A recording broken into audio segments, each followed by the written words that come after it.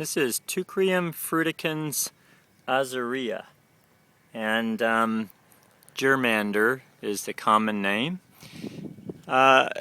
You'll see in the photograph that this becomes kind of a striking rounded form if it's left alone. And what you're seeing now, this is September 1st near the coast. You can see these great blue flowers, blue lavender flowers against this gray foliage. It's a really striking combo. Unfortunately, they don't really occur in a big profusion in a way that you can see it as well as you would like. You see how when you look at this mass of foliage, the color doesn't really jump out at you, and that's pretty much as good as it's going to get. That said, it's still a nice kind of treat during the winter, I find. I'm in an inland valley where it's cold, and in the winter we get these blooming kind of February, March. This is a coastal area, so they're on a different cycle apparently, but nonetheless, they're kind of a nice treat when they show up, but they won't knock you over with the intensity of their bloom.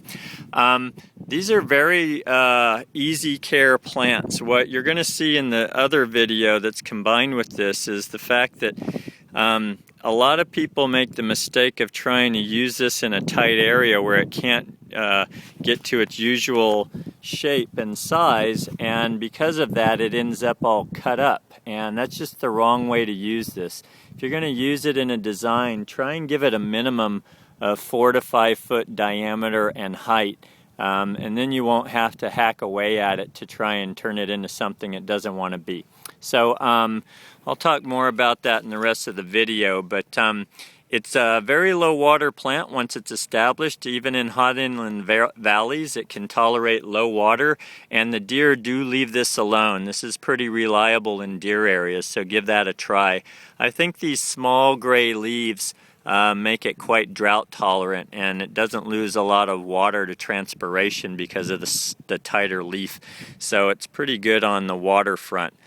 And you know, again, I'm not a big fan of overdoing gray. Gray can start making a garden design look kind of washed out and arid. And if you're going for that look, fine, you can use it that way. But be careful if you're not going for that look about using too much of this, because it can really suck the energy out of your greens and your other colors when you get carried away with gray foliage. And this is a bigger plant, so it can certainly cause that issue. And that's what I can tell you about Teucrium fruticans azurea.